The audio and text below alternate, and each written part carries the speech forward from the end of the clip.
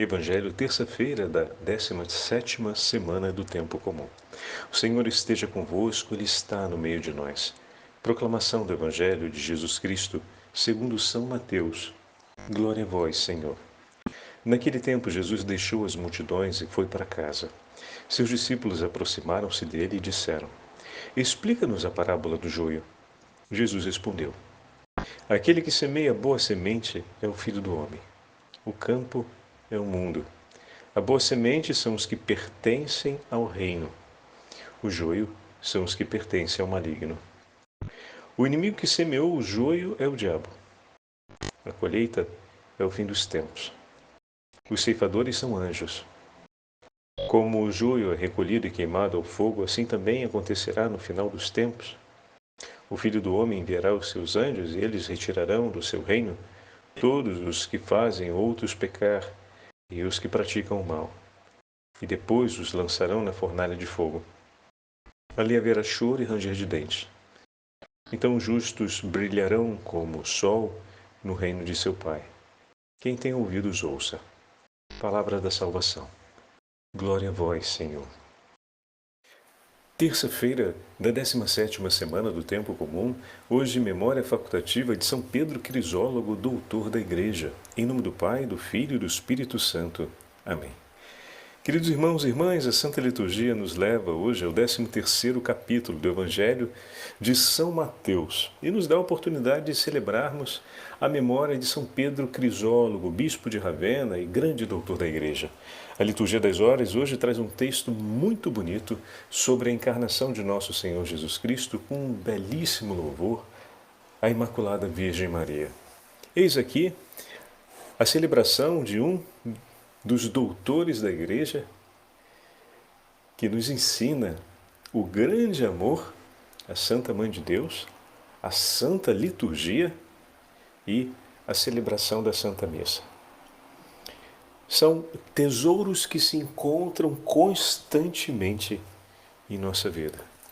Cada vez que meditamos a cruz de nosso Senhor, cada vez que nos aproximamos da Palavra de Deus, arde no nosso coração o desejo de participarmos da Santa Liturgia e recebermos a graça dos sacramentos.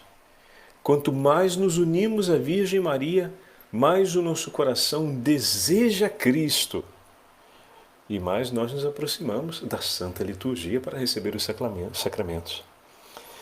E se vivemos bem a Santa Liturgia, o nosso coração deseja prolongar a experiência dos sacramentos na comunhão, melhor, na meditação da paixão de nosso Senhor, na meditação da Palavra de Deus e na companhia amorosa da Imaculada Virgem Maria. Vejam, meus irmãos, que grande beleza a Igreja nos oferece. Que bom sermos filhos dessa verdade. Hoje, os discípulos, depois que Jesus deixa a multidão, se aproximam em casa, diz o texto do Evangelho de São Mateus, Jesus deixou as multidões e foi para casa. Em casa, os discípulos se aproximam dele e pedem para que ele explique a parábola do joio. Em casa, olha que imagem tão bonita, em casa, os discípulos vão procurar entrar em maior intimidade com o ensinamento do Senhor.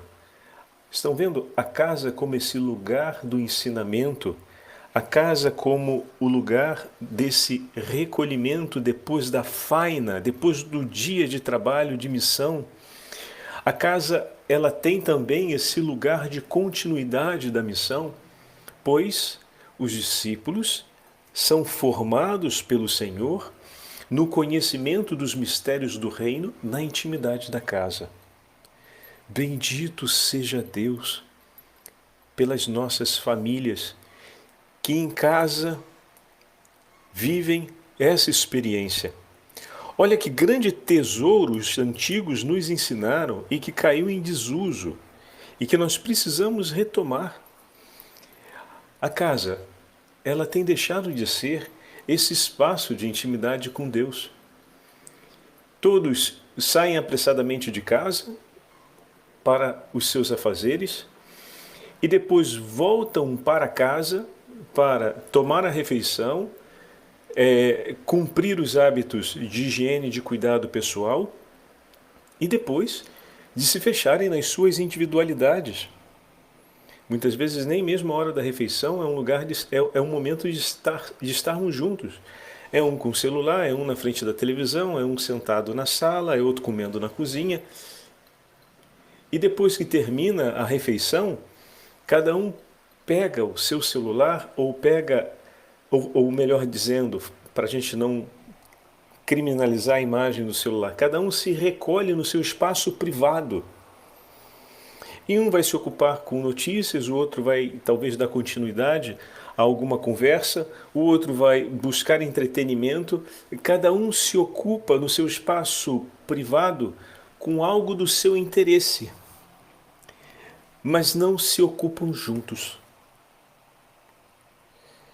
Olha que grande tesouro nós estamos ouvindo no Evangelho de hoje, que é o fato que os discípulos buscam dividir a companhia da casa com Jesus para crescerem juntos no conhecimento de algo que apaixona o coração de todos em comum.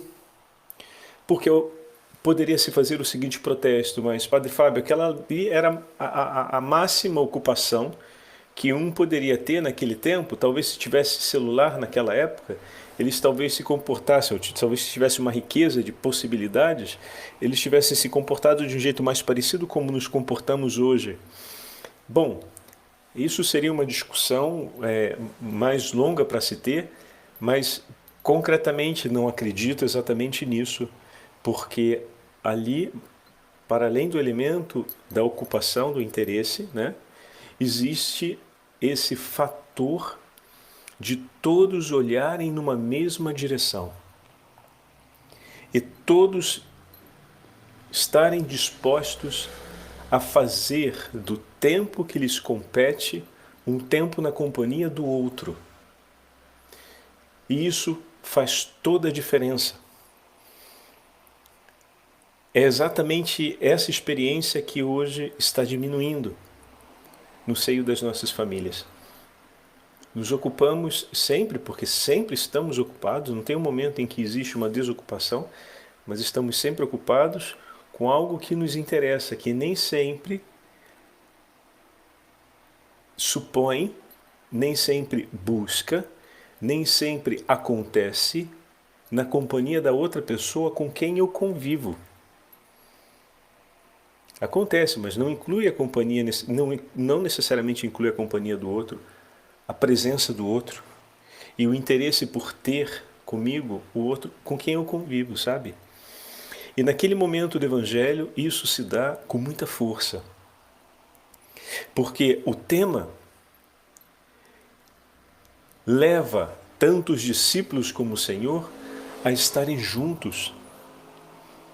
Todos amam e se orientam na direção do ensinamento do Evangelho. E cada um busca viver essa experiência com a alegria da companhia do outro.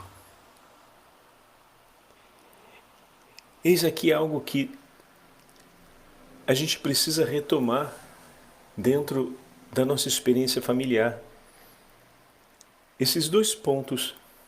Primeiro, o cuidado em ter dentro do nosso espaço da casa também esse espaço comum, não apenas para estar à vontade, uma roupa mais à vontade, sentado no sofá ou no próprio quarto, estar à vontade.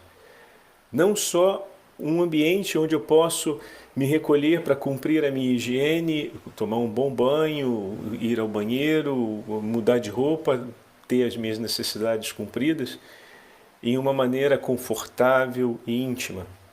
Não só um lugar onde eu vou repousar durante a noite, onde eu vou poder ter espaço para o meu entretenimento pessoal, onde eu vou tomar a minha refeição e onde eu vou ter os objetos do meu dia a dia pessoal guardados e reservados. A casa é tudo isso e para tudo isso, mas é também o lugar onde eu me recolho na companhia do meu Senhor e onde eu posso celebrar e praticar a minha vida espiritual na companhia daqueles que dividem a casa comigo, ou seja, da minha família. Esse espaço, como eu falava, que os antigos nos ensinaram, de rezar juntos o Ângelus, de rezar juntos o terço, ou de fazer a leitura do Evangelho juntos em um momento do dia. Em ter esse cuidado que a casa é o lugar onde eu posso celebrar também a minha fé através dos exercícios de piedade, dos exercícios espirituais, mas um lugar onde celebramos isso juntos, onde dividimos isso juntos. E aqui é importante que cada um desenvolva esse compromisso, né? Como falávamos ainda há pouco. Ninguém está em casa sem fazer nada. Cada um muitas vezes está no seu próprio canto, se interessando por algo que lhe atrai e concentrando o seu estar em casa e o seu agir sobre aquele interesse. Ter essa disposição, educar-nos a essa disposição de nos interessarmos por dividirmos com aqueles com quem vivemos juntos a partilha da nossa fé e da nossa experiência religiosa. Não se trata de um constrangimento do ser obrigado a, mas de educarmos-nos a ter também esse momento tão fundamental para que a gente possa crescer nas coisas de Deus. E aqui não é crescer na informação somente, né? Ou seja, entender mais a Bíblia, entender mais como se faz a oração, mas é crescer interiormente, porque quando rezamos juntos, temos uma maior possibilidade de partilharmos a nossa vida, de sustentarmos mutuamente e de também poder falarmos de nós. Quando o espaço da oração é um espaço de serenidade que gera e aprofunda a intimidade, a gente consegue falar do que está dentro do nosso coração. Não se esqueçam a Quinta-feira Santa, ela se deu numa ceia. Os discípulos recolhidos com Jesus numa casa, longe da multidão, em um momento de intimidade. E ali o Senhor disse todo o 15º capítulo do Evangelho de João.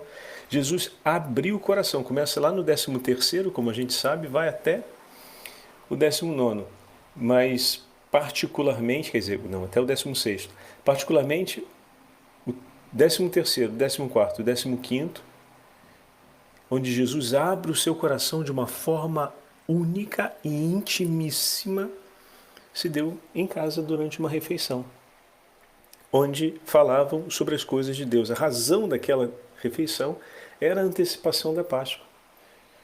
Então eles estavam ali vivendo aquilo que falávamos nessa primeira parte da nossa meditação.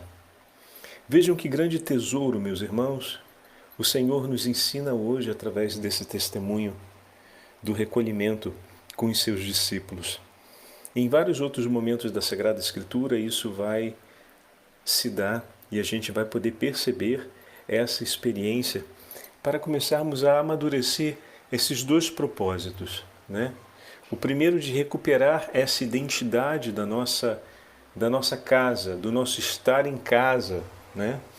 E depois o amadurecimento desse ato interior que cada um deve fazer do escolher viver essa experiência da companhia de Deus e de estar na presença de Deus na companhia daqueles com quem eu vivo, para que a gente possa estreitar o vigor do nosso viver e, sobretudo, no estreitamento desse vigor do viver, aprendermos a abrir o nosso coração na presença de Deus e para a comunhão com os nossos irmãos e irmãs.